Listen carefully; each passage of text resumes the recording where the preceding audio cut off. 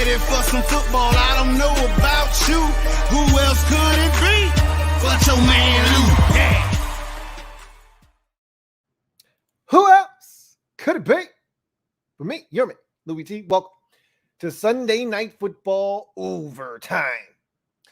Buccaneers, Cowboys, week 1 of the National Football League Sunday slate is in the books.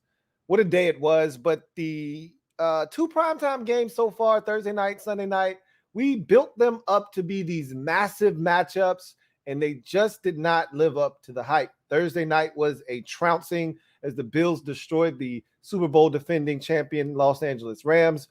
Kind of figured the Cowboys would lose tonight, but we didn't know in what fashion or form. They absolutely were pounded on the ground by Leonard Fournette, this Buccaneers offensive line that itself was somewhat patchwork. This is a group that had an overhaul this past offseason in the interior. Then they lose Donovan Smith relatively early in this ball game, and they still kick Dallas's ass up front. Leonard Fournette ran for a career high in Tampa Bay tonight on the ground. And the Buccaneers' inability to convert third downs in plus territory, specifically in the red zone, was alarming. Got to give credit to Dallas's defense, specifically Micah Parsons. He is an animal. I mean, look, there isn't a lot to be excited about with the Cowboys right now. Micah Parsons is one of the things that you've got to be excited about if you're a Cowboys fan. But I've got a lot to say about the Cowboys, and I'm going to continue this theme all week long on the podcast with Washington fans, whomever wants to chop it up. It's 1 week. Don't overreact. Fans love to do this in week 1. Every year we talk about this team isn't going to be this or this team is going to be that because of what happened in week 1. And then 5 weeks later, one of the teams you were excited about in week 1 has fallen by the wayside. And one of the teams that you pronounced dead after week 1 is now 4-1 and looks like one of the best teams in football. So don't be too quick to judge. But there were some takeaways from tonight's game. And if some of these things aren't rectified, or if some of these things aren't curtailed, then there will be problems in the future. And what we saw tonight will continue. So to the victors go the spoils. Let's start with Tampa Bay. They get the 19-3 victory over the Dallas Cowboys. Really dominated them defensively. A lot was made of Dallas's lack of weapons on offense. We'll get to that in a second because I love the excuses that everyone wants to make for Dak Prescott and CeeDee Lamb and all of these guys that struggled tonight. But when other teams have these issues and they still find a way to produce or at least look credible on offense, they don't get any credit. But now Dallas has issues, and now all of a sudden, oh my God, the sky is falling. The Cowboys don't have anything. That's why they can only score 3 points. Right. So Tampa Bay smothered them defensively. The very first drive was the only drive that Dallas had any type of success on, was able to muster a field goal there. I've talked about this with Cowboy fans when they first hired Mike McCarthy, and that was the inability to run the football or the lack thereof, because Mike McCarthy just doesn't really love to run the football. And I get it. He's not necessarily calling the plays, but he's an offensive guy. He's in those meetings. He's helping set the game plan. This isn't all just, your offensive coordinator, the ex-Boise State quarterback, Kellen Moore. Like, this isn't all just him. Anyway, the Buccaneers knew that the Cowboys really weren't going to run the football. And if they tried to, you were giving them an out because they didn't have James Washington. They weren't going to have Michael Gallup. They allowed Cedric Wilson to leave in free agency. They traded Amari Cooper, and this is what you get. Like, you asked for this. This is what you get. And so all they've got is CeeDee Lamb, and all they've got is the tight end Dalton Schultz. The rest of these guys are at best 4th and 5th options on any NFL roster around the league. They should not be starting on an NFL football field. They shouldn't even be 3rd on the depth chart. And a lot of these guys were getting serious run tonight. Again, we'll get to that in a second. But the Buccaneers understood. Don't let them run the football. Don't let them get an out here. Don't let, Ezekiel Elliott end up with 112 yards or or Tony Pollard to be at 84 and Zeke to be at 76, and all of a sudden they're moving the football because of the ground game. Don't allow that to be the case. So early on, they make sure they cut that faucet off. We'll look at some of the numbers here real quick and see. 10 for 52. So Zeke averaged 5 yards a carry. And this is my problem with the Cowboys offensively is I get it. You know, when those yards may have come, may not have been at an ideal time. It might have been when they were already down 16-3, 19-3, or whatever the case may be, 12-3. They were never out of this game to the point where the run game couldn't have been a huge part of the game or an asset to Dallas. Zeke was averaging 5 a pop, and he only got 10 carries. It reminds me of the game last year. If I'm not mistaken, Zeke only had like 6 or 7 carries. This is the problem with Mike McCarthy and his offensive philosophy. These running backs simply don't get enough opportunities. Tony Pollard had 6 carries for 8 yards, so he didn't have a great night. The one run that he did pop, a holding penalty. Speaking of which, Cowboys continue to shoot themselves in the foot with penalties. Again, we'll get to that when we talk about Dallas. But Tampa Bay, I thought they took the run game and bottled it up for the most part and stopped Dallas from being able to do that effectively. Made Dak Prescott a passer.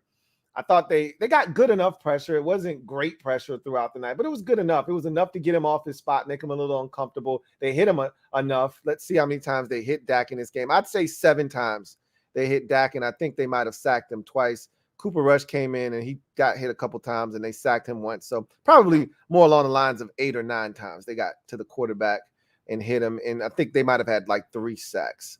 Let's get to the box score for the Bucs. And they hit the quarterback 8 times, figured that, and they sacked him 4 times.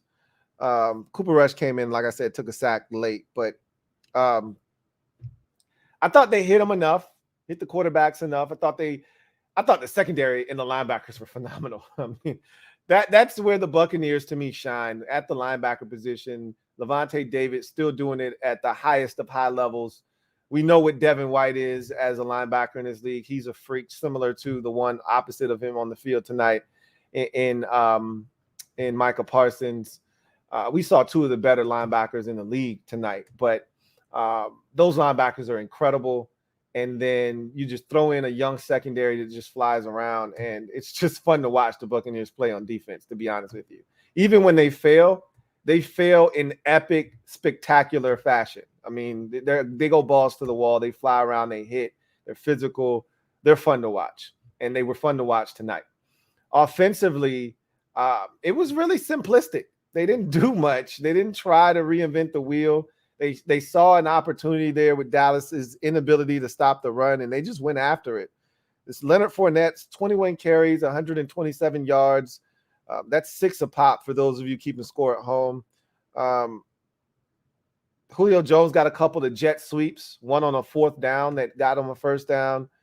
The Bucs ran for 152 yards on 33 carries. That was the extent of the offense tonight. Really, Brady was just a manager of the ball game. Like, he didn't do anything crazy. He had the deep ball to Julio Jones, the throw to Mike Evans for the touchdown, and he managed the game. 3rd down, they needed a 6-yard pass. He threw a 6-yard pass. 3rd and 8, they needed an 11-yard pass. He threw an 11-yard pass. Like, he did the Brady thing. This was more like a New England Patriots Brady performance than what we've seen under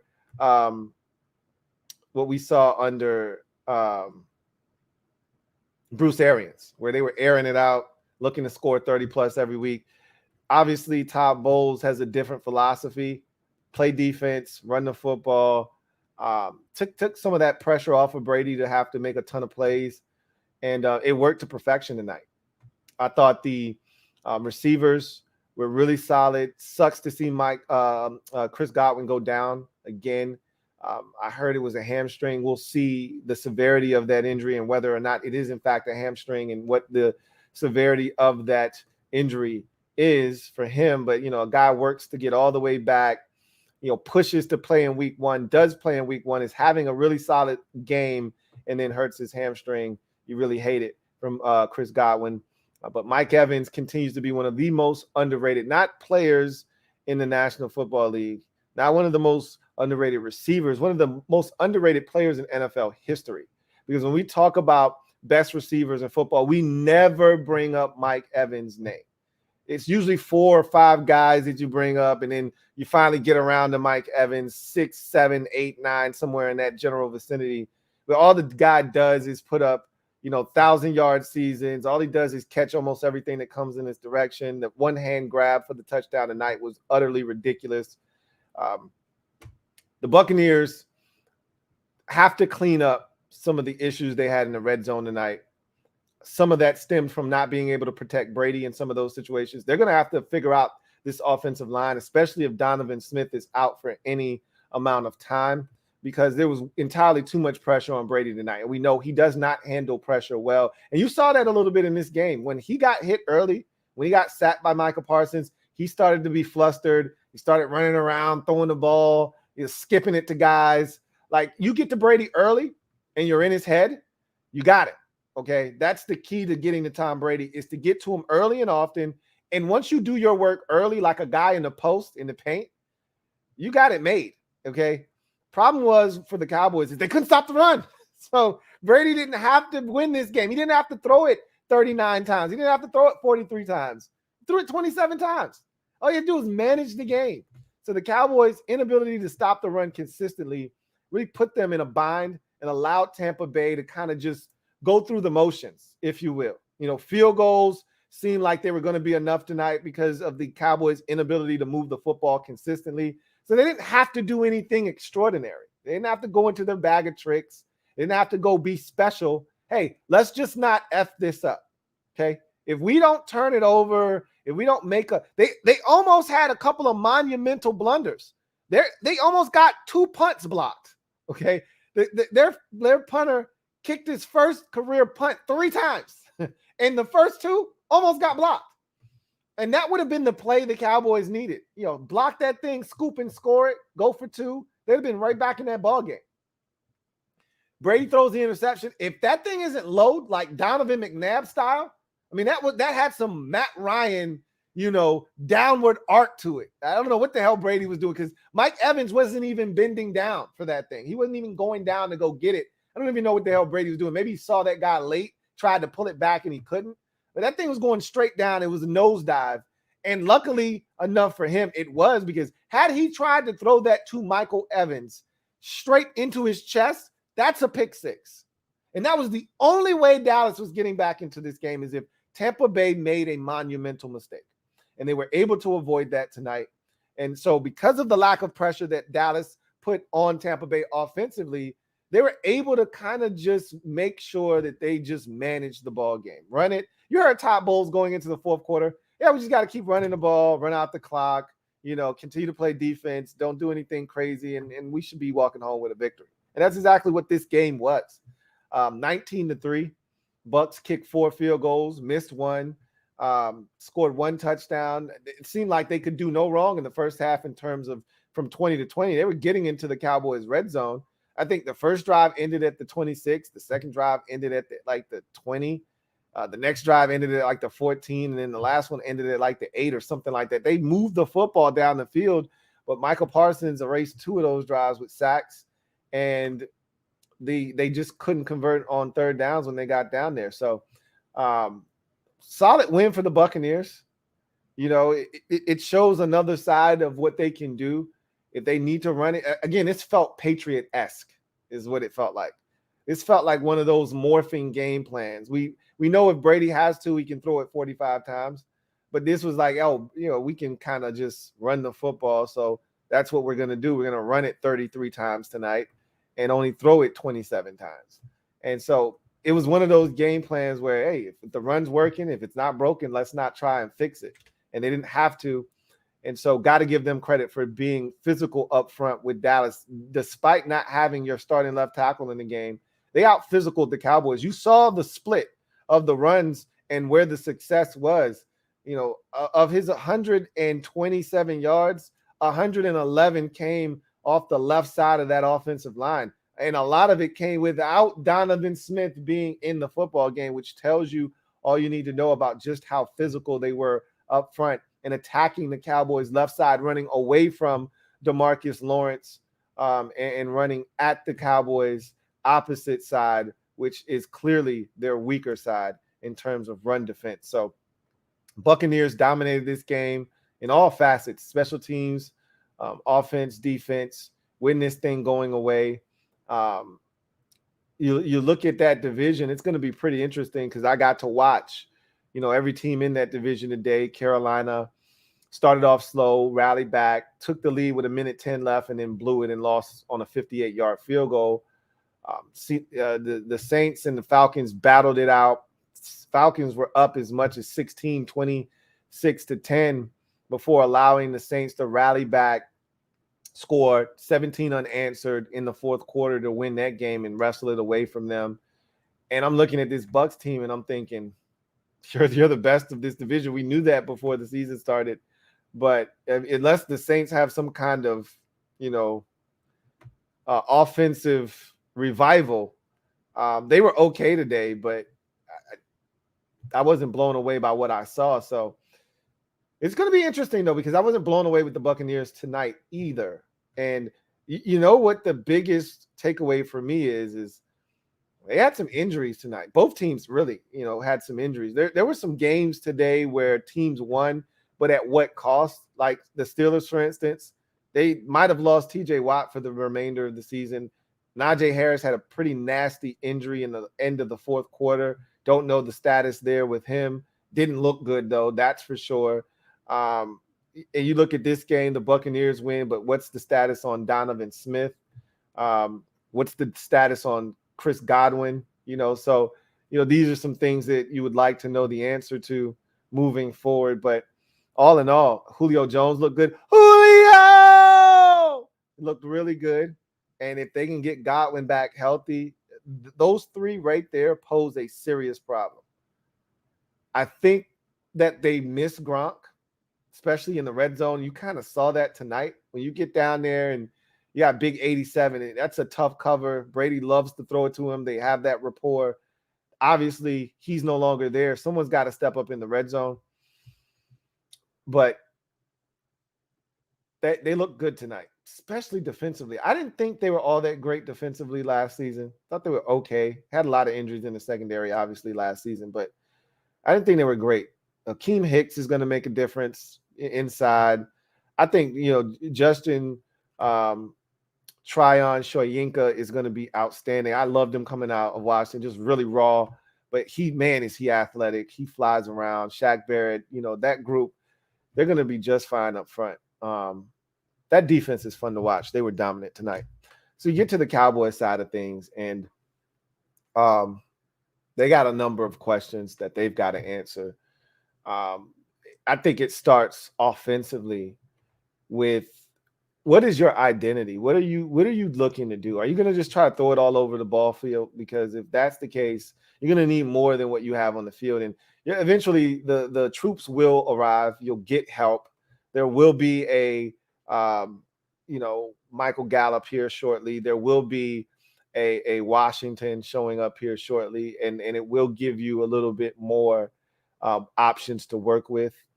But my whole thing watching this, I couldn't help but think about the discussions that we have about receivers and how good is Terry McLaurin as a Washington fan. That's been one of the arguments that has been made over the years. And we would talk about DK Metcalf and some of his contemporaries and, some of these guys that have had quarterbacks, stability at the quarterback position, other weapons around. Like, for instance, DK Metcalf has always had Tyler Lockett by his side. So you could never feel comfortable just double teaming, DK Metcalf, because Tyler Lockett could hurt you in various ways, especially over the top. And so we would talk about all these other receivers, and I respect the dogs that go and get it with not a lot around them. Not to say that that's what you want. You want as many options to get the football to as possible. It really makes your offense harder to stop that way. But when guys are the only option and the other team knows that and they're game planning to take you away, and you still produce at the level at which guys like A.J. Brown and Terry McLaurin produce that, I have a problem with guys like CeeDee Lamb getting this much attention where when number one, he drops the football. He had a drop tonight. And this is my problem with CeeDee Lamb. The inconsistency drives me nuts. Yet everybody thinks CeeDee Lamb is the best thing since sliced bread. The big conversation that we had, I even had this with Law, was, hey, guy's never been a true number one here in the NFL. He was at Oklahoma, but this isn't the Big 12. They actually play defense up here. And so this is the NFL. He always had Amari Cooper taking away, coverage away from him. And so he got to do whatever the hell he wanted to do, and he got to eat. Well, what happens when you're the main focus, you're the main course, and teams are looking to order you off the menu, right? Get you out of there and say, hey, anybody else, any one of these other dudes can beat us. It won't be 88. What do you do then? You have games like he had tonight. CeeDee Lamb had 2 catches for 29 yards on 11 targets. If that's not ass-tastic, I don't know what is. And that bothers me because Terry McLaurin has never had a running mate. He's finally got weapons this year. And we'll see. Again, I don't want to, it's one game. I don't want to, do the whole over-dramatic, overreaction thing. But I saw this coming a mile away with CeeDee Lamb because I think CeeDee Lamb is really good, but I'm not sure if he's a star, a leading role man. I think he might be a supporting cast member. I don't know if he's a leading guy. What I'm trying to say to you is I'm not sure he's a true number one. We'll see. But I get it when you've got Noah Brown and who's this Houston guy? Dennis Houston and Semi Fioco out there at receiver. I get it. I totally understand. But Terry McLaurin's experienced this, okay?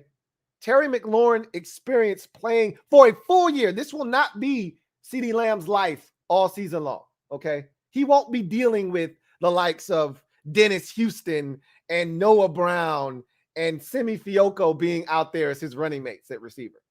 But for a full season, Terry McLaurin had to deal with the rest of the receiving core being undrafted. Not a single draft pick was spent on any of the receivers on our football team, okay? And he still produced 1,000 yards receiving. And I'm pretty sure that CeeDee Lamb's going to produce 1,000 yards this season when it's all said and done. But he'll have help. I guarantee you if you gave him these dudes for the entire season, he wouldn't come close to 1,000 yards. And that's my problem with CeeDee Lamb. Drops, inconsistency, and 11 targets and 2 catches when you've got nothing around you except for your tight end running mate, Dalton Schultz.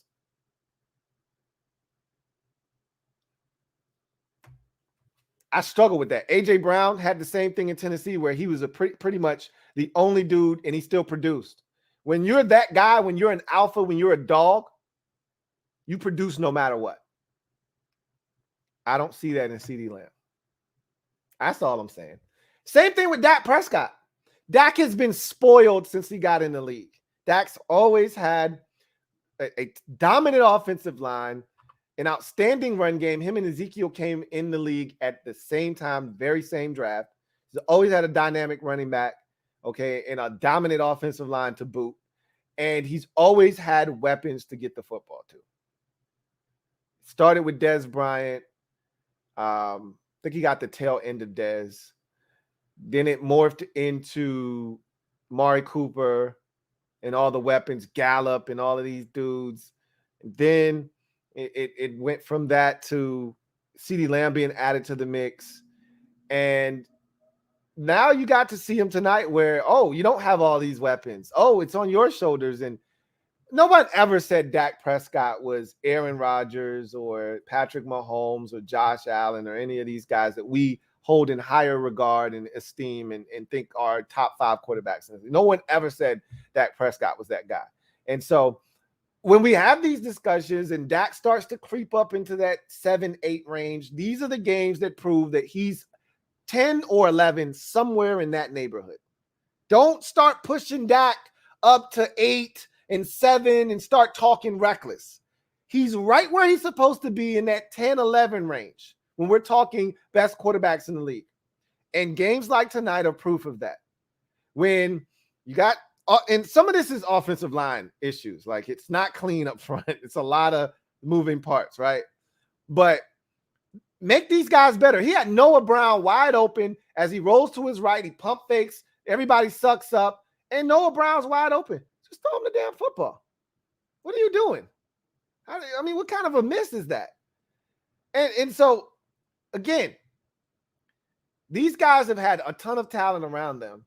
And it's easy to play when you got all this stuff, right? What happens when you get some of that shit taken away from you? Can you still go out and produce? We saw the answer tonight. I hope he's okay. Dallas is unwatchable if Dak Prescott isn't in the lineup. We've been through this before. I don't want to go down that road again. I hope he didn't break anything in his hand. I hope that it was just a little bit of discomfort. They go x-ray it. It's negative. And, you know, a little bit of swelling. He'll be fine. And he's ready to go for Cincinnati next week. I hope that's the case. But they lost some players tonight. Looked like Terrell Basham was in excruciating pain as he was helped off the field. Obviously, Dak Prescott leaves this game. They had Connor McGovern go down early in the game with an ankle injury. I do not think he returned. So they got a ton of issues offensively, you know, with health. You know, James Washington out already. Obviously, Michael Gallup still returning from his injury from last season. Yeah, it's a mess. I understand that. And I don't want to make this out to be, you know, the Cowboys suck, because they don't. You know, you get some of these guys back and you fortify the offensive line, you know, and all of a sudden they might be right back as one of the, you know, better offenses in football. But to me, I talked about the exodus this offseason and them moving on from various players and not getting some of these guys back. Eventually that shit catches up with you. You can't sign everybody. I'm fully aware, but they lost a lot of guys, man. I just want you to keep that in mind. Anyway, I thought the defense gave them a fighting chance tonight. And for as bad as they were abused on the ground, they bent, but they never broke. You know, they did give up the one touchdown, but shit's going to happen. It's only so many times Brady's going to go to the red zone and only come away with 3. I mean, how many trips did they have to the red zone? I think the Bucs were 1 of 4 in the red zone. Like, if you would have told me they were 1 of 3, if you would have told me before the game started that the Buccaneers were going to be 1 of 3 in the red zone, I would have told you they might lose this football game. There's a realistic chance that they lost this football game. Now, what I wouldn't have been able to tell you is that the Cowboys would never sniff the red zone in this game. Wouldn't even come close to sniffing the red zone. That I didn't see coming. I didn't see them being this anemic on offense. I didn't think that their first drive would be their only drive, and it would far and away be their best drive. Wouldn't have imagined that either. Mike McCarthy's a joke. I told Cowboys fans, I told my dad the day they hired Mike McCarthy, you got a clown for a head coach, and he's going to suck.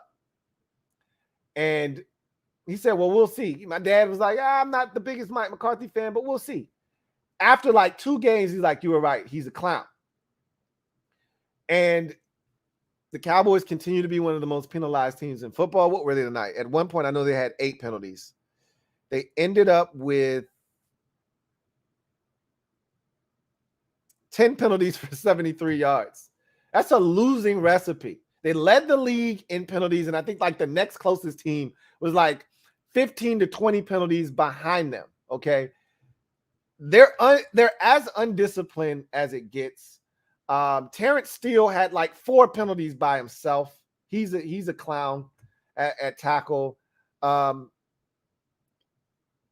They've got issues, man. I'll just say that. Their defense, though, flies around. Their defense flies around, and man, is Micah Parsons good. Damn it, that man is good. That spin move was a thing of beauty. Mwah. He flies from sideline to sideline like few in this league, man. My goodness. Yikes. And, you know, Lawrence is still really good at defensive end. I mean, they've got some good players defensively, do the Dallas Cowboys. But their problem right now is it reminds me of Dan Quinn's Falcons defenses, very light in the pants, not a lot of girth. They trade size for speed, and that's why they're so, ferocious flying around, get to the ball extremely quick. But you can run at them. Don't run side to side. Don't try to run outside against Dallas. Run at them. Okay, you can move them. They can be uprooted and repositioned. And we saw holes in between the tackles all night long, and then they would pull guys around. Run at Dallas, away from Micah Parsons, but you got to have some action that slows him down on the backside. You can't just leave him unblocked. And they did that. So they ran the jet sweep to Julio Jones. And then what did they do? Beautifully off of that, they faked the jet sweep to Julio Jones and ran a pitch on a key third down early in the ball game. And it got the first down. And it froze Micah Parsons for just a fraction of a second on the backside, which allowed that pitch to run smoothly without the threat of him coming backside and blowing up the entire play. And so it's just little nuances like that the Buccaneers did really well tonight. But this Cowboys defense, they're not the problem right now. Far from it. I said this when they retained Dan Quinn. Damn it, the defense is still going to be really solid. Okay? Dan Quinn gives them an identity defensively, and he gives them a chance. Nope. Dan Quinn will never coach a big defense with hardy, thick, stout linemen and, physical linebackers that, want to clog up the middle. Nah, his guys are going to be able to run. Deion Jones type players, Michael Parsons type players. His guys are going to be able to run, and they're going to hit. You can give up some yards in the ground game, though, with defenses that are constructed that way. And you saw that tonight. So you got to give the Buccaneers credit. With that offensive line, a lot of guys that hadn't played together and had a ton of experience playing with one another, they came out and they took it to this Dallas defensive front, opened up a ton of holes, and really controlled the line of scrimmage and the game for that matter, time of possession, all of that good stuff. So that was a dominant performance by the Buccaneers from a defensive and, controlling the game, running the ball standpoint. And if you're Dallas, oh man, it's a lot of questions leaving this game. The health of Dak Prescott is at the very top of any concerns that you may have leaving this football game. But after that, you got to ask yourself, when the hell are we getting some reinforcements at receiver? Because this shit isn't good enough. Okay. CeeDee Lamb clearly isn't comfortable doing this by himself. He needs some help. And so Michael Gallup can't get healthy fast enough. James Washington can't get healthy from that foot injury fast enough because CeeDee Lamb isn't capable. He showed tonight, and I've felt this way already, he's not capable of carrying this load by himself. He's not built for that.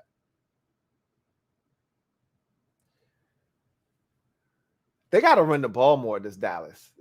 I mean, if I were a Cowboys fan, I would be steaming. But this shit goes all the way back to when Mike McCarthy first got here. And you knew that you weren't going to run the football all the time because that was his MO in Green Bay. Rely on 12, he'll get it done. Zeke averaged 5 yards a pop and only got 10 carries tonight. That's dumb.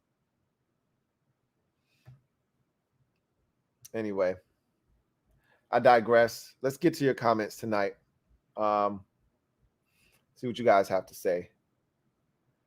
Anybody out there, you want your comment read, use the hashtag LouieTLive to have your comment read on the air. If you want to jump straight to the front of the line, super chats are the way to do it. With that said, let's get to the comment section, see what you guys have to say. Take command for life. Thank you for the super chat. Greatly appreciate you. My God. Take command for life writes. First of all, thank you for being a member of the MOBB writes. Why all black like the Omen? It's not all black. Actually, this hat is navy blue. I'm an Atlanta Braves fan. This is an Atlanta Braves hat. This is navy blue. It's not black. So technically not all black like the Omen. Everything's good, man. I'm excited. Everything's all good in my neck of the woods. So it definitely isn't all black. like the omen. Marcus Bradley, thank you for the super chat. Greatly appreciate you. Thank you for the super chat, Marcus Bradley. Take command for life. Double up. Thank you for doubling up. Greatly appreciate you. Take command for life writes, we need a Super Friends stream in week 4 or 5. Again, we'll see what happens. Got to keep in mind that these content creators have their own things going on as well. So we'll see, what fits in everyone's schedule. What's a good time of the season to bring, these guys on. I don't want to be worrying these dudes to death to have them come on for a stream, every couple of weeks. It's got to make sense for the schedule and how everything kind of falls. So we'll see. We'll figure out a way to get them on. Trust me, we're going to do it again. You guys know that. Let's see.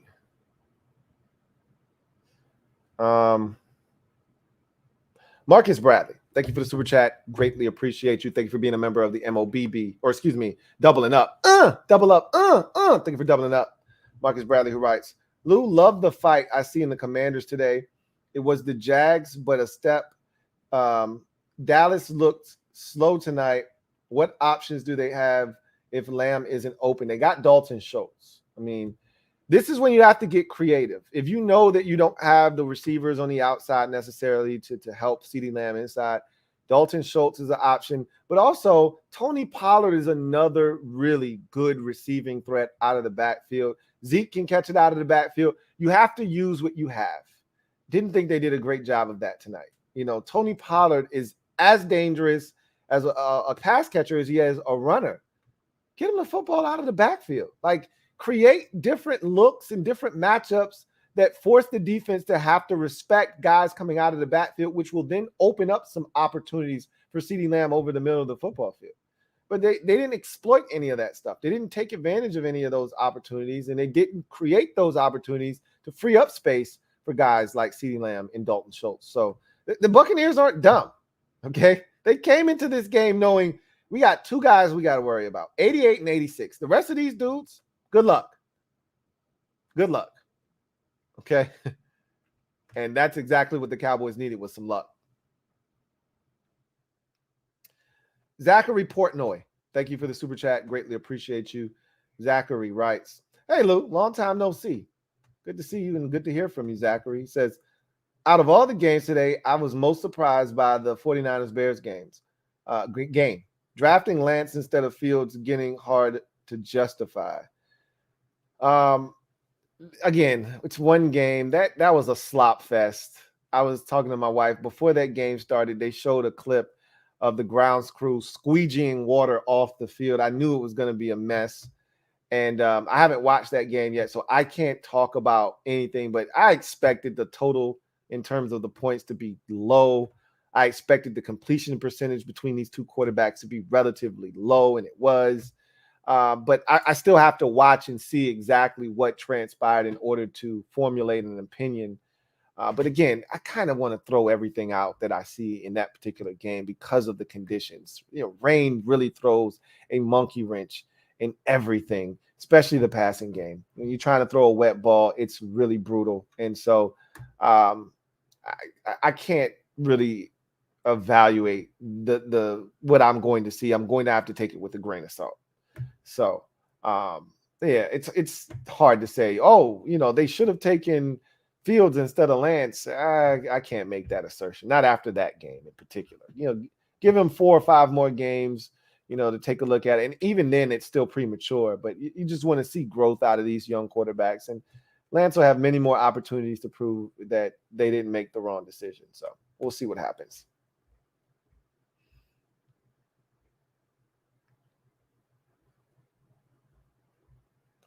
Marcus Bradley, thank you for the super chat. Greatly appreciate you. Marcus writes, love the NFC East. Louie, the NFC East is going to be interesting. HTTC. I talked about this already. I expect this division to I haven't said this before. I'll say it now. I expect this division to be among the best record-wise as a whole when it's all said and done. Collectively, when you put the records of the 4 teams in the division together, I expect it to be among the best in football, competing with the likes of the AFC West and the NFC West, and Arizona looked like ass cheeks today. I don't really know what to make of that. It's one game. I don't want to overreact, but they didn't look very good at all. But the Rams clearly lost and didn't look like themselves in week 1. Seattle's probably going to get drubbed today, as we get to that Monday night contest. And when we look up, and the 49ers didn't look good. And so we made that division out to be one of the best in football. And it may ultimately turn out to be exactly that way. But they could go 0-for in week 1, could the NFC West. In any event, the AFC West is going to live up to the expectations. I think every team in that division is going to win except for the Raiders, and they couldn't win. Somebody had to lose in that game between them and the Chargers got them. And so I think every other team in that division is going to win. And I think we're going to be right up there with the AFC West when it's all said and done from a wins-loss standpoint because of the divisions that we play. I expect – the Giants got a big win on the road. Didn't expect that against the Titans, even though I told you I don't think the Titans are going to be very good. I've said that already. I think they made some real big mistakes this offseason, and it's going to come back to haunt them. But the Giants got a big win. Obviously, Washington won, and the Eagles, won today. Or yesterday. So NFC East is going to be very interesting. I expect the winner of that division to have no less than 12 wins. Like you're not going to win this division at 10-7. That's not the type of party that's going to be this year.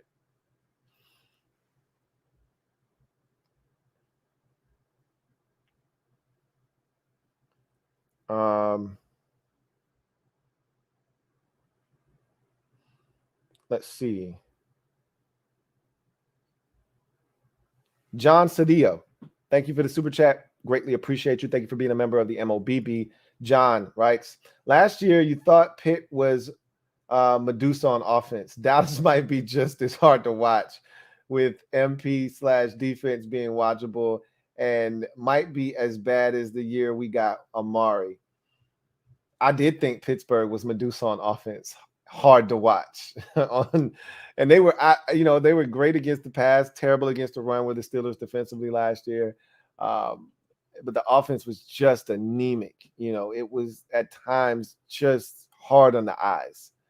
And I don't think the Cowboys are going to be that way. But I'm hearing all kinds of stuff about Dak. I'm seeing it as I scan. And I just looked it up, and it says Dak Prescott out several weeks. Jerry Jones says Cowboy quarterback needs surgery on his hand and will be out for a while. So obviously that puts them in quite the conundrum. They're probably going to lose to Cincinnati next week. They got the Giants on a Monday night in week 3. They got Washington at home in week 4. They could be in some serious trouble. The Rams in week 5 after Washington. Let's say Dak's out for a month. I'm assuming 4 to 6 weeks is what they're probably looking at. That's probably the timetable. They could start the season 0-5, 1-4. So now it's the Cooper Rush show. We'll see what they do, but that's a tough break, man. That sucks if you're Dallas. Ouch. And in a division, and I can't state this enough, where you're going to have an opportunity to, stack up some wins. That's brutal, because if you're a Cowboys fan, you were counting on sweeping the Giants. You were counting on sweeping Washington, or at least trying to sweep them and at least beating them once. Both of those opportunities could go by the wayside in the next 3 weeks. I don't know. We'll see.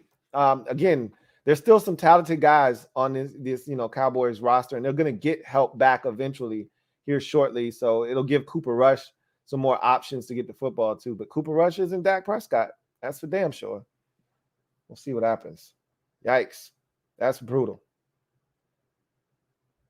That is brutal for the Dallas Cowboys. Let's see if we have any more supers. Okay. We got some supers down here. Red Wing 01. Thank you for the super chat. Greatly appreciate you. Red Wing 01 writes, Dak out for multiple weeks. Philly, Washington and Philly. What is that an emoji of? I don't know what that's emoji of.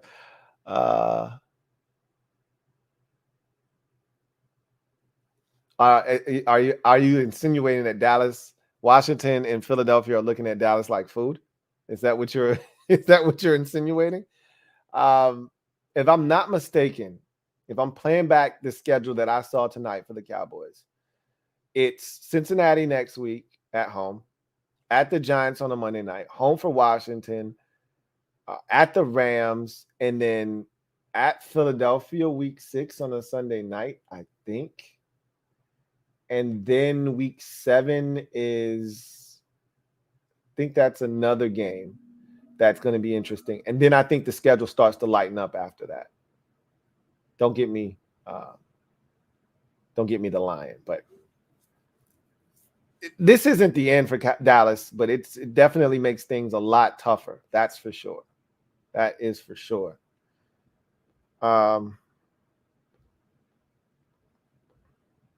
Metaphor, thank you for the super chat. Greatly appreciate you. Thank you for being a member of the MOBB. My guy Metaphor writes, Jerry says Dak will be out for a while, 7 weeks.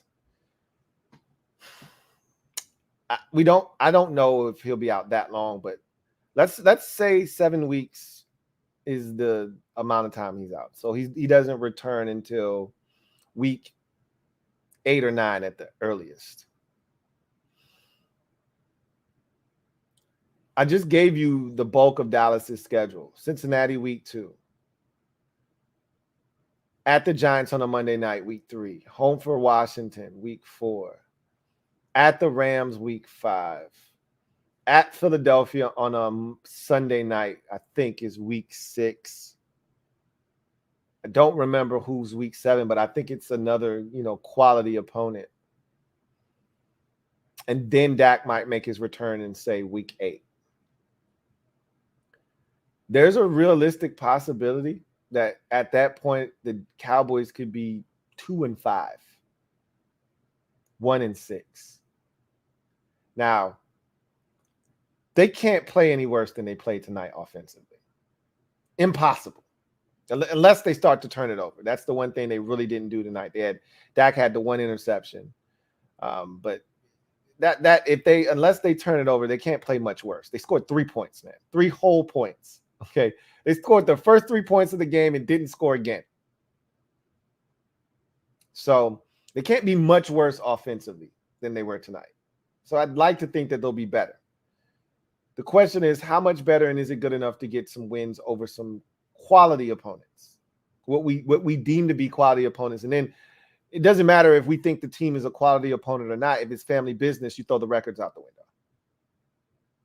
So, and they have, in that stretch, they play every single team in the division at a bare minimum of 1 time. So that's tough, man. That is really, really tough. Red Wing 01. Thank you for the super chat. Greatly appreciate you. Double up. Thank you for doubling up. Red Wing 01, who writes, injuries are bad, but the race is between us now. It's too early to make that declaration. We don't know what race is between what teams or anything. We just know that the Cowboys have been compromised significantly. That's all we can state at this moment.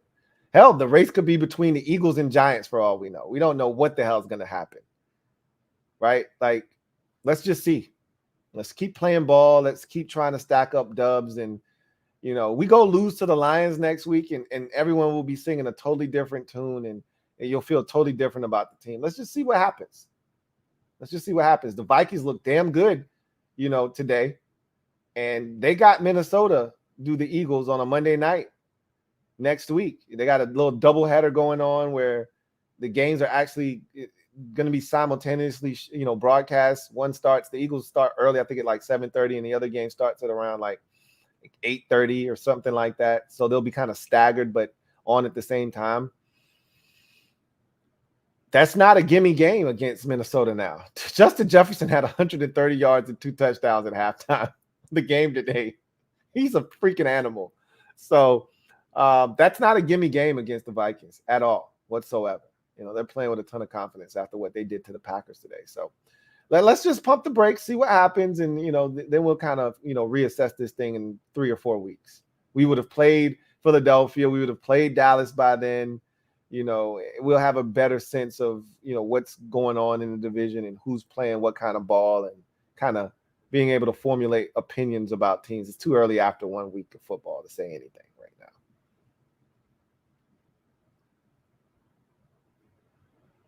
now. AJ Meehan, thank you for the super chat. Greatly appreciate you. Thank you for being a member of the MOBB, who writes, Dak out for a while, Lou. This division is ours. I wish it were that simple. Wish it were that simple, my man. But it is clearly not that simple. Keep in mind that Dallas was supposed to win the division, and if they didn't, it defaulted to Philadelphia. So let's not skip over the Eagles like they don't exist. Okay, the Eagles won today too. So did the Giants. And I told you about the Giants' schedule. Sneakily, the Giants' schedule, low key, is like, it's not. I won't say it's low key easy, because everybody in the division has a very doable schedule. The Giants have a schedule that if they can, and I said, if they can find a way to get off to a solid start, they've got a doable schedule.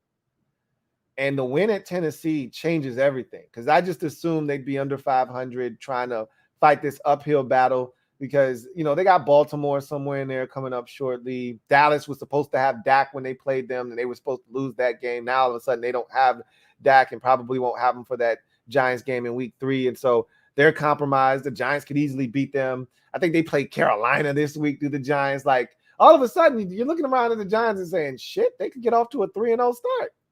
Now, shit's going to get a lot tougher, for them. They're going to play some good teams, but it's still like a Seattle coming up for them right around the corner, like some really doable games. Like, the Giants, don't just dismiss them, Don't just dismiss the Giants like they don't exist. And, of course, the Eagles are still a team that I think with this injury, they're the one that benefits the most right now, are the Eagles. Technically speaking. And I don't believe that, but definitely got to make sure you understand that they're not dead either. Mari Too Slimy, thank you for the super chat. Greatly appreciate you. Who writes, Dak can't stay healthy. Wouldn't be surprised to see him moved for capital to a team that's one piece away, like the Steelers or the Saints, for the capital. Dak has been injury prone of late. That's not a far-fetched statement. However, Dallas isn't moving him. Dak is everything that they're looking for at the quarterback position. They paid him all that money for a reason. He's a really good quarterback, as I stated. You saw some limitations tonight, right? And he did, in his defense, he was dealing with an ankle injury that cropped up this past week, and it kept him out of practice, and that could have been some of the issue tonight. Is the lack of timing with some of these young guys that they were playing with. I don't really like making excuses for dudes, but you don't play in the preseason. You know how I am about that. You don't play a single snap in the preseason, and then you don't practice all week pretty much. That's a recipe for disaster week 1. We saw a lot of teams that look really, really suspect on offense. And it was a lot of these teams that elected to just pass and punt on the preseason, like the Packers, for instance. And they looked like hot garbage today. And there was some unfortunate things that happened in their game. Some injuries, but guys dropping balls, running wrong routes, things of that nature. But I just feel like you should get your guys out there for at least a game, man. But what do I know? I don't think they're going to move Dak. I said that. Say that to say this. I don't think they're going to move Dak.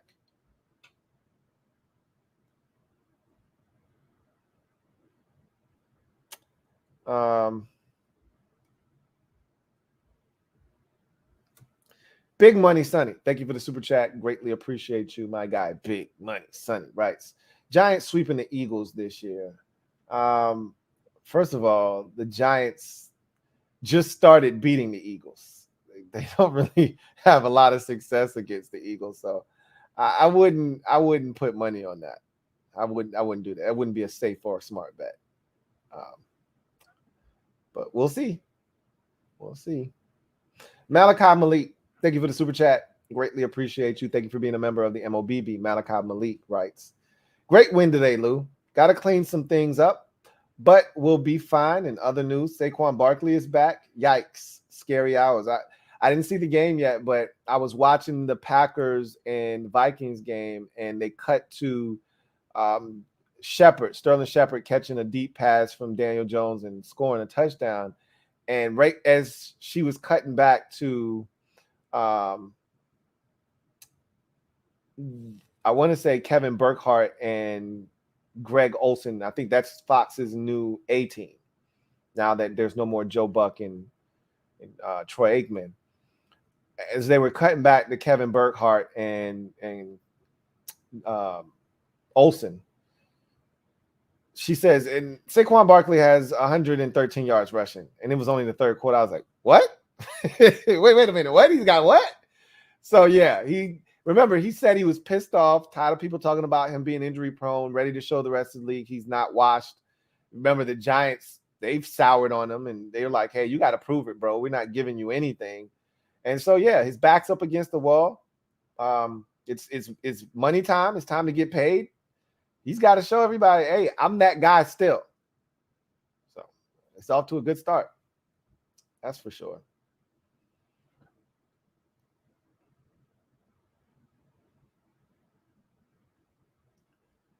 All right. Kevin the PRF, thank you for the super chat. Greatly appreciate you, Kevin the PRF writes. So has Irsay stated how tying the Texans was Wentz's fault yet? I'm waiting for that. I'm waiting for him to somehow tie it into Carson Wentz not being vaccinated and him not being trustworthy as the reason why they were down 20-3 to the Houston Texans. It's family business. Understand that. Respect that. It's not your family business, so you don't quite know how that's being taken care of, but it's the Texans, and they were down 17. And it was not pretty for a while there, but they found a way to tie the thing and had a chance to win it in overtime, and their kicker shanked the dang on ball. So they had a chance, after being down by 17, they rallied back and had a chance to win that football game, but they tied. I'm going to tell you this, the Colts are going to be worse this year. And then I would love to hear the excuses that they conjure up.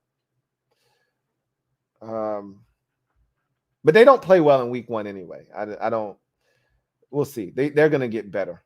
They're going to get better. You would assume. I got to watch that game. I haven't watched that game yet. So I actually want to see what they did in that football game. See if there are any more supers. Got one here from LouieMan67. Thank you for the super chat. Greatly appreciate you. Writes, what's up, Lou? What's up, Louie, man?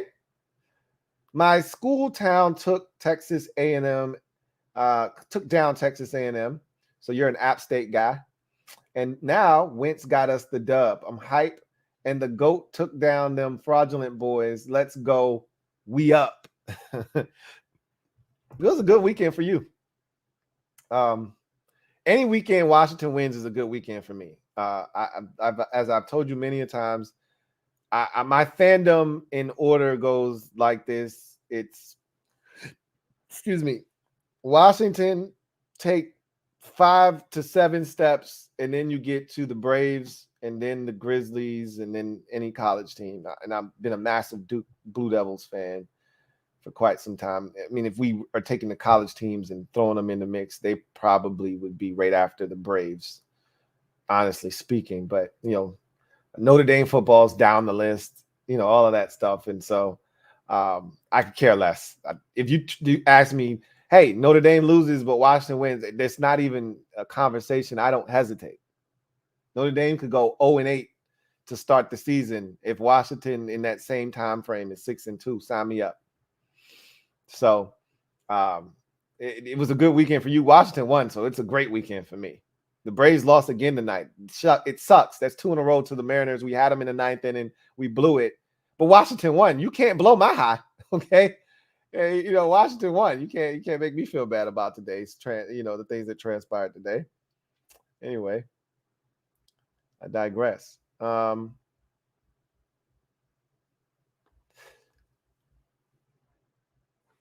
Abel Ambrosio, thank you for the super chat. Greatly appreciate you.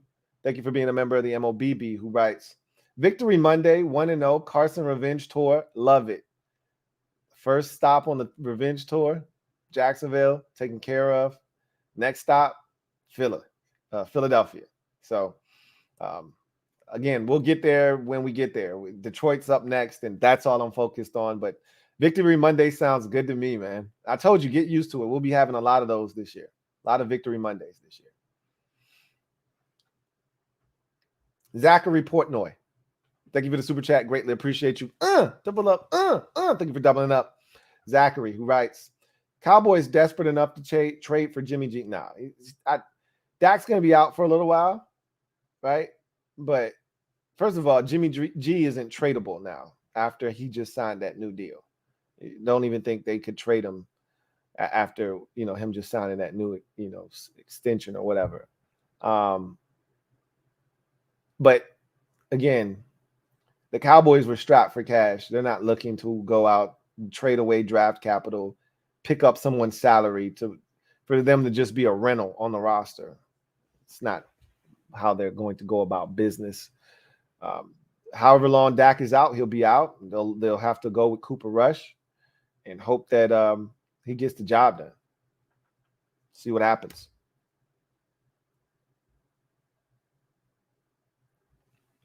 Red Wing 01, thank you for the super chat. Greatly appreciate you. Red Wing 01 writes, I wanted to beat Dallas at their best. Hopefully we'll see Dak, Gallup, and Tyron in week 17, 18. I'll settle for beating Philly in week 3. I was kind of looking forward to at least having an opportunity. We still haven't beaten Dak in Dallas. That's like on the bucket list of things that need to be done. And I thought this was a great opportunity. Offensive line in flux, Tyron Smith injury, puts them in quite a bind offensively on the line. And so we got guys out too. They weren't going to see Chase Young. You know what I'm saying? They're not going to see Brian Robinson. So it was going to go, kind of fair on both sides in terms of guys being out. So I felt good about that matchup against Dallas and Dak and Big D. And now we're not going to get that opportunity. So it sucks. Again, I'm not turning down an opportunity to beat Dallas if we can beat them, but I would love to have had it be Dak. I'm sick and tired of the, we can't beat Dak narrative. And so I was looking forward to that. I'm not going to lie to you. But again, my focus is on Detroit. I'm going to celebrate tonight. I got my glass here. I just had a nice little glass of wine. I'm going to pour me up a little bit more. And I'm going to watch all of the Washington post-game pressers and the Carson Wentz game ball and all that. I'm going to soak that stuff up and watch some more of these games that transpired today that I didn't get a chance to watch earlier, and fall asleep. And guess what? I'm going to wake up and I'm going to watch some more football. And then I'm going to turn my focus to Detroit. Philadelphia's 2 weeks down the road. They're not the next week opponent, right? I care about going 2-0, and the Lions stand in the way of that. So that's where my focus is. Philly is in week 3, not in week 2. So I'm not worried about the Eagles right now. I damn sure ain't worried about Dallas. That's not till week 4. I don't get ahead of myself. I got tunnel vision, one at a time. Can't get to 3 without getting to 2 first. So we got to beat the Lions. So that's where my head is. I can't speak for anybody else out there, but that's my mindset. But I, like you, wanted Dallas at their best. I don't want any excuses. And I really was looking forward to getting after Dak's ass.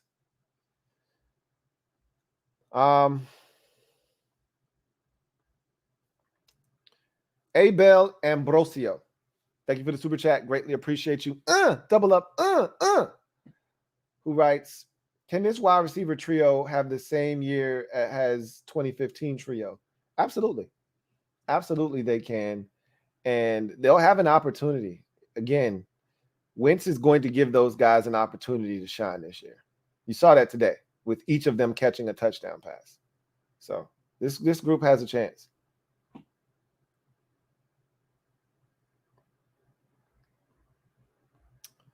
All right. We're over our hour limit. Go back and hit some of these hashtags real quick. Niners fan.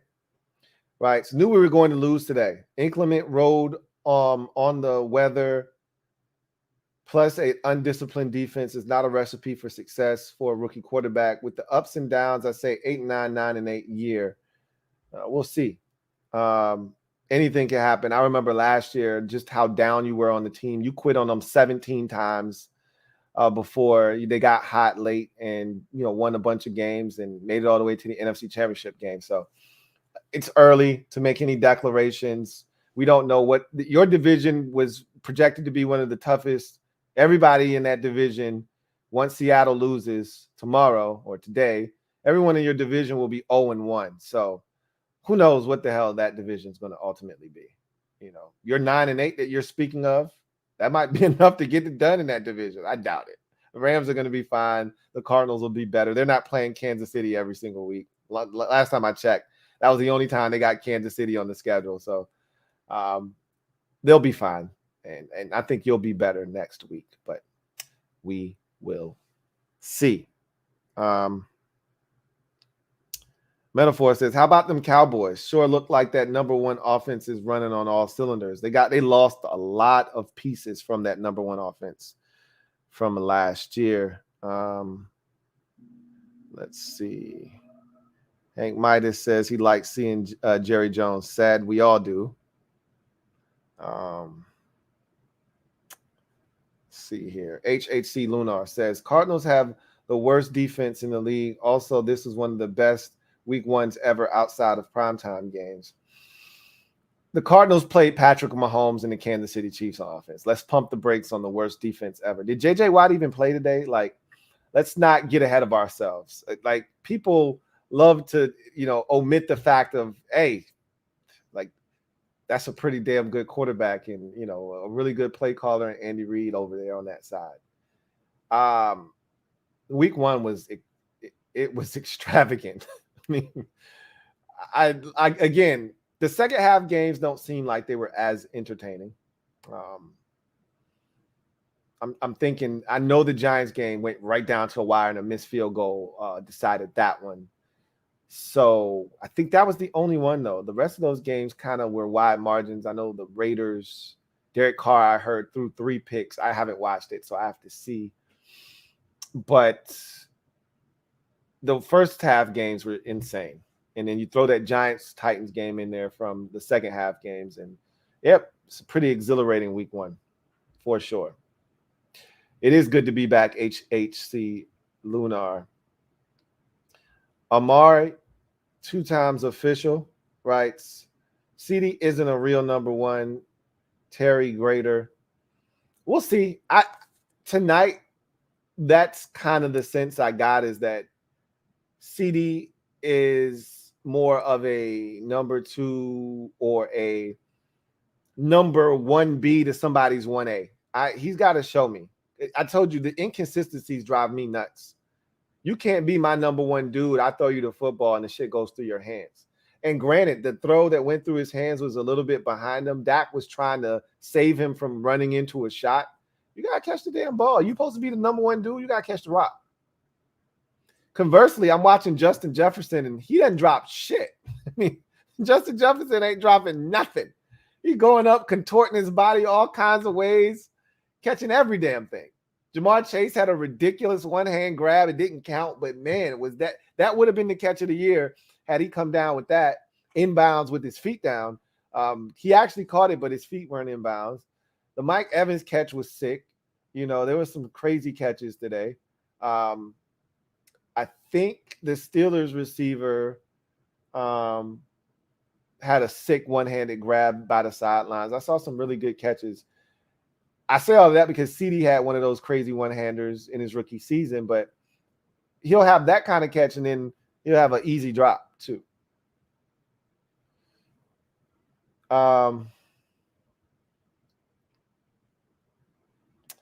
Reese says, Lil Sloppy don't care Dubsky. That's all it's about, man. You just putting that brick in the left-hand corner, in that left-hand column, right? 3 weeks from now, They're not going to flip that brick over and start looking at stats. They're just going to flip the brick over. It's going to say 19-3 win. Okay, put the brick back down in the left-hand column and pick the next one up and see what it says. Like, nobody cares about the specifics of how you got the dub 3-4 weeks later. We might, dig through the minutia of it right now. You held the Cowboys to 3 points, okay? That's a dominant performance, my guy. Like, there's nothing else to talk about. Atlas writes, hoping our injuries don't end up bad. We'll be ready for the Saints next week. Go Bucks. That's going to be a big one because the Saints, to me, are the only competition you have in that division. And they have their own struggles and issues, but Michael Thomas started to get his act together in that fourth quarter. Jarvis Landry came alive in that fourth quarter. Jameis Winston came alive in that fourth quarter. Taysom Hill is still a problem. You saw that throughout that game.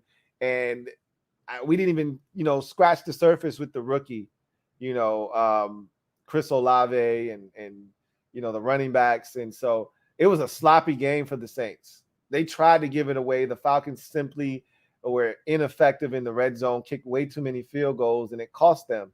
But this Saints team, obviously without Sean Payton, they're not the same team, but they still play defense. They still play defense, and they own you. You got to figure out that riddle. And the guy that has masterminded the defense that seems to be able to shut that offense down is still there, and he's now the head coach. So that's going to be interesting next week. Hopefully, as you mentioned, the news on these players that got injured tonight isn't significant. Reese says, how good is Devin White, Lou? He's really good. He's really good. I talked about him and Michael Parsons. I think we saw two of the best linebackers in football tonight. Man, are those guys freaks or what? I don't think there are two faster linebackers in football, at least play speed wise. From a clock standpoint, there are other guys. Washington as a linebacker that supposedly ran low 4.4s. But Michael Parsons obviously is a 4.3 guy. So we know he's a ridiculous athlete. But Devin White, I think he ran 4.4s as well. Those guys look like they run 4.3 and 4.4. The play speed matches the speed, the straight line speed we saw in these, combine and pro day times. They look it. Some of these guys got these ridiculous times, and you don't actually see that speed show up on game day. You see it with these two dudes. Didn't Devin have 2 sacks tonight? I think I saw the horse, him riding the horse a couple times tonight. Man, he was all over the field. And Levante David, I think he's the Mike Evans of the defense. Just consummate professional, kills it every year, doesn't really get the credit he deserves, but yet still one of the better linebackers in football. It was crazy because when he was a free agent, I want to say he was a free agent last offseason. I was looking at him like, damn, Levante's like 30 years old, 30, 31, something like that. I'm like, shit, he's still really good. Would I really consider signing him? He wasn't leaving Tampa, but it crossed my mind for a second. He's that good, man. He's ridiculous too. Anyway, Reese says, Julio looks fast. He looks motivated. He does.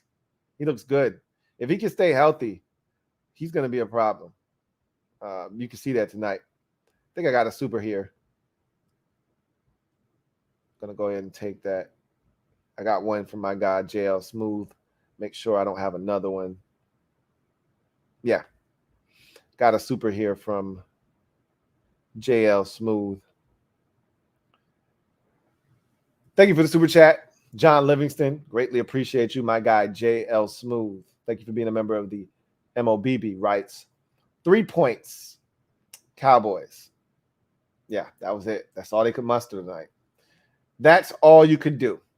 Question mark. Yep, that's all they could do, man. I don't know. I don't know what you want them to do. That's all they had in them tonight. That's all they had in the clip. All right.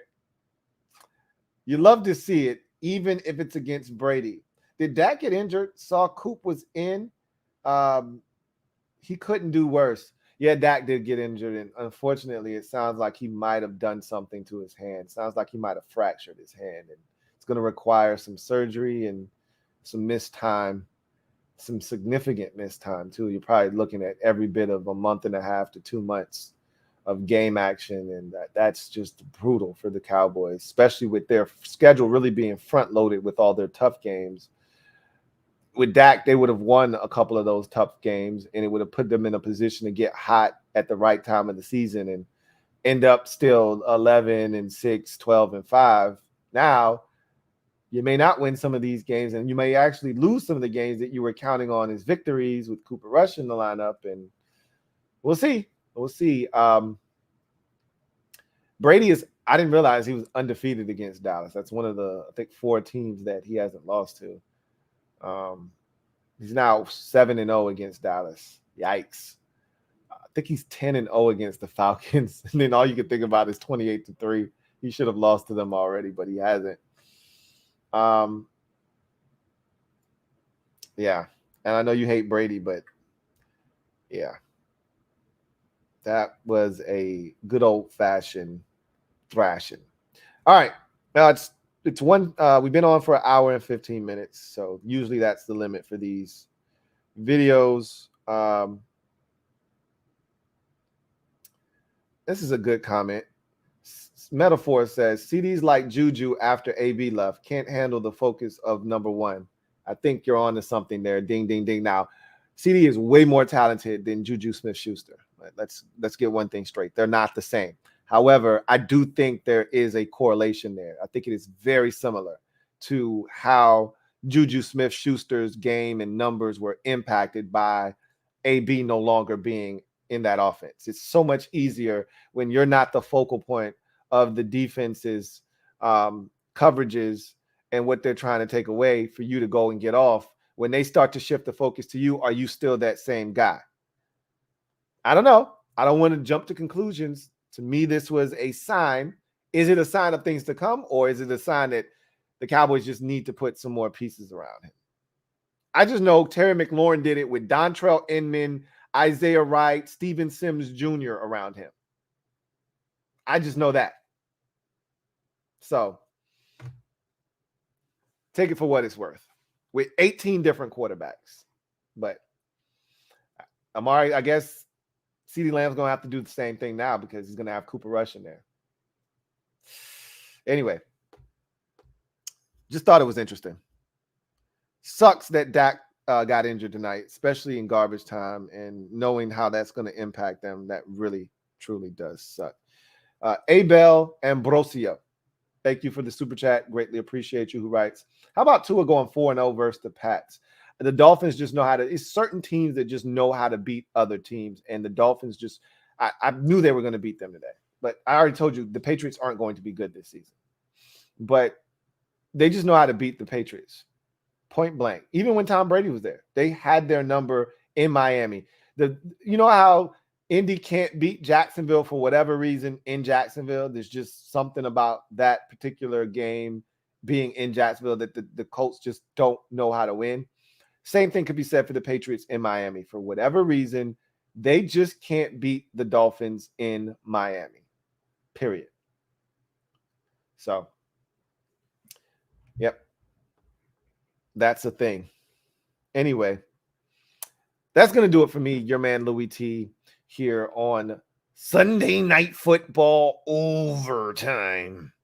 19-3, Buccaneers get the win. Get to 1-0 in the season. Cowboys drop to 0-1 with the loss. And this loss was greater than just on the scoreboard. Dak Prescott, their star quarterback, could be gone for upwards of 2 months with a hand injury. We will await more news.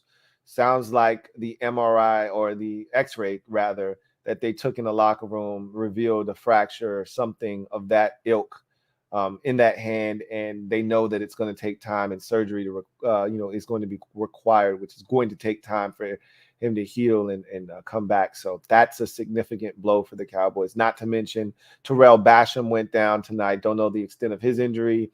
Connor McGovern was rolled up on. He was back on the sidelines without his helmet, which is a good thing, but doesn't mean anything. Chase Young tore his ACL, came back on the sidelines in street clothes, and was done for the season. So I don't think that's the case with Connor McGovern, but it could be a high ankle sprain, and he could be gone for a month and a half as well. So Cowboys have tons of issues, but none bigger than Dak Prescott getting injured, and that's going to hurt them for sure. Anyway, Buccaneers get the win. Leonard Fournette was spectacular, 127 yards on 21 carries for Fournette.